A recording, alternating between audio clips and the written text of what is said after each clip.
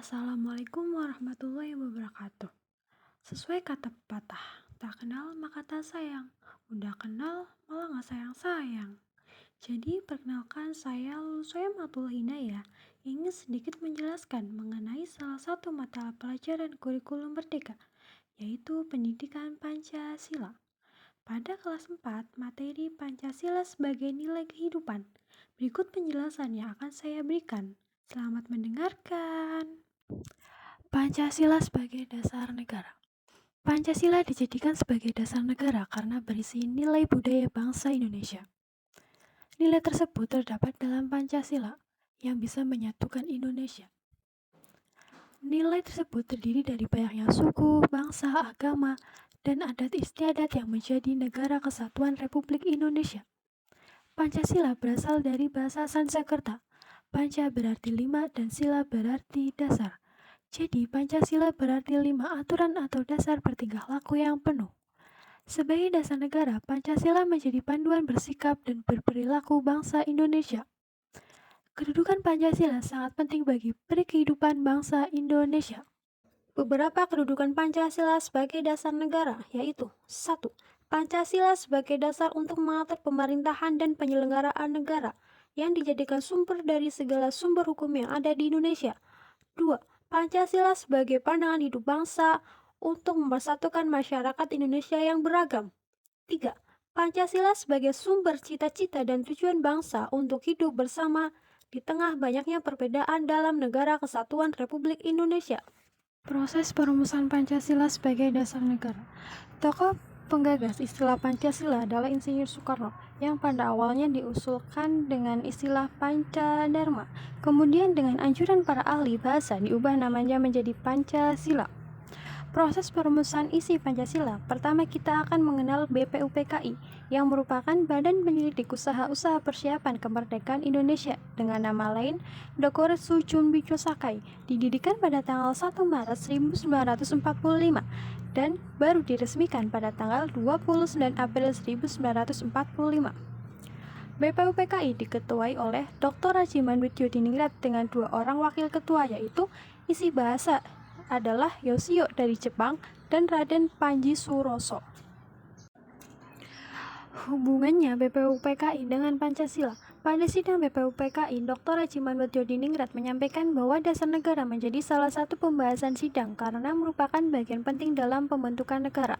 Terdapat 3 tokoh nasional yang menyampaikan gagasan negara, yaitu Muhammad Yamin, Profesor Mr. Dr. Supomo, dan Insinyur Soekarno.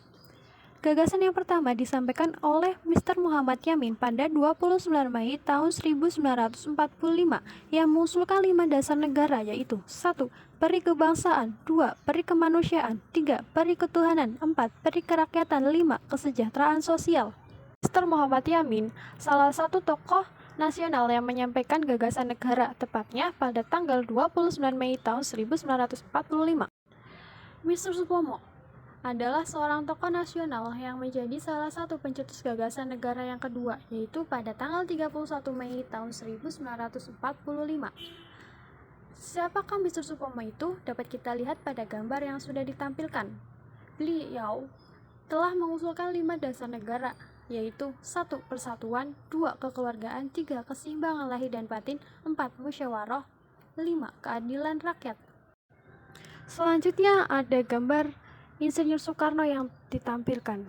Insinyur Soekarno selain menjadi Bapak Proklamator Republik Indonesia, beliau sebelumnya menjadi salah satu tokoh pencetus gagasan negara yang ketiga, yaitu pada tanggal 1 Juni 1945. Insinyur Soekarno mengusulkan 5 dasar negara, yaitu 1. Kebangsaan Indonesia, 2. Internasionalisme atau berkemanusiaan, 3. Mufakat atau demokrasi, 4. Kesejahteraan sosial, 5. Kebutuhan yang berkebudayaan. BPUPKI membentuk panitia kecil pada sidang kedua, yaitu tanggal 10 sampai 17 Juli 1945 yang diberi nama Panitia 9. Panitia 9 ini bertugas untuk membahas rancangan dasar negara dari 3 gagasan yang telah disampaikan oleh 3 tokoh, diketuai oleh Insinyur Soekarno dengan wakilnya Muhammad Hatta. Pembahasan dasar negara dari Panitia 9 kemudian dituangkan ke dalam Piagam Jakarta yang berbunyi 1. Ketuhanan dengan kewajiban menjalankan syariat Islam bagi pemeluk-pemeluknya. 2. kemanusiaan yang adil dan beradab. 3. Persatuan Indonesia. 4. Kerakyatan yang dipimpin oleh hikmat kebijaksanaan dalam permusyawaratan atau perwakilan. 5. Keadilan sosial bagi seluruh rakyat Indonesia.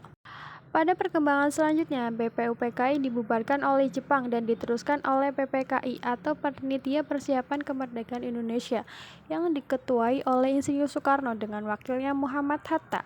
Sidang PPKI pada tanggal 18 Agustus 1945 memutuskan adanya perubahan pada rumusan dasar negara yang terdapat pada Piagam Jakarta Sila Pertama, yang semula ketuhanan dengan kewajiban menjalankan syariat Islam bagi pemeluk-pemeluknya diubah menjadi ketuhanan yang Maha Esa. Keputusan itu menunjukkan bahwa seluruh peserta sidang PPKI menyadari pentingnya persatuan dan kesatuan bangsa, kepentingan bangsa dan negara di atas kepentingan pribadi dan golongan. Sikap dan perilaku sesuai nilai-nilai Pancasila. 1. Ketuhanan yang Maha Esa.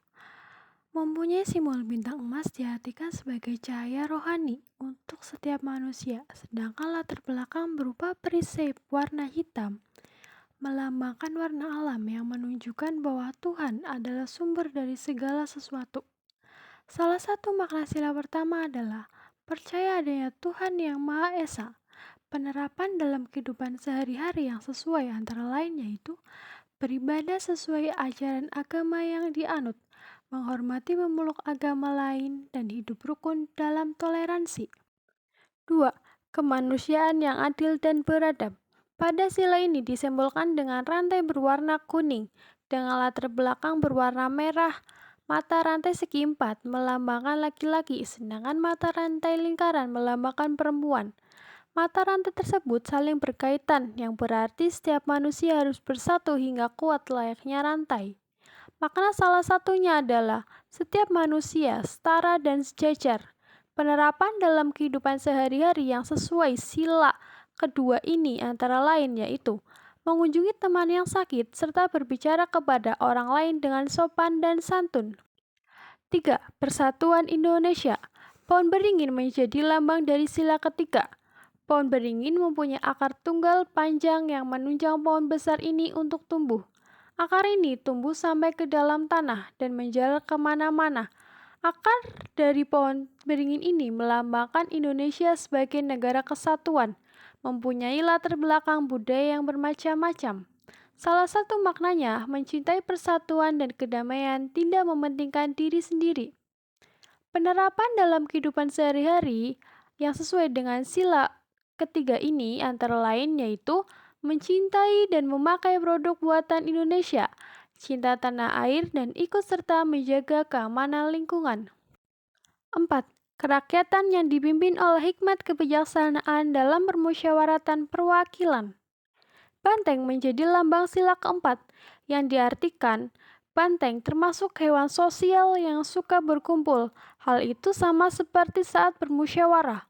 Orang-orang akan berkumpul dan berdiskusi.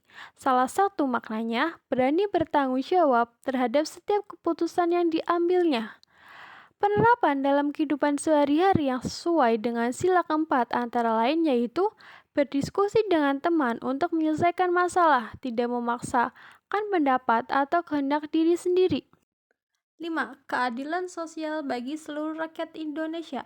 Mempunyai lambang padi dan kapas yang melambangkan pangan dan sandang yang merupakan kebutuhan pokok semua rakyat Indonesia. Salah satu maknanya yaitu adil bukan berarti sama, dan penerapan dalam kehidupan sehari-hari yang sesuai antara lain yaitu bersikap adil kepada sesama. Sekian penjelasan materi yang dapat saya sampaikan. Sampai jumpa di lain kesempatan. Mohon maaf jika ada kekurangan karena kesempurnaan itu lagu milik Rizky Febian. Wassalamualaikum warahmatullahi wabarakatuh.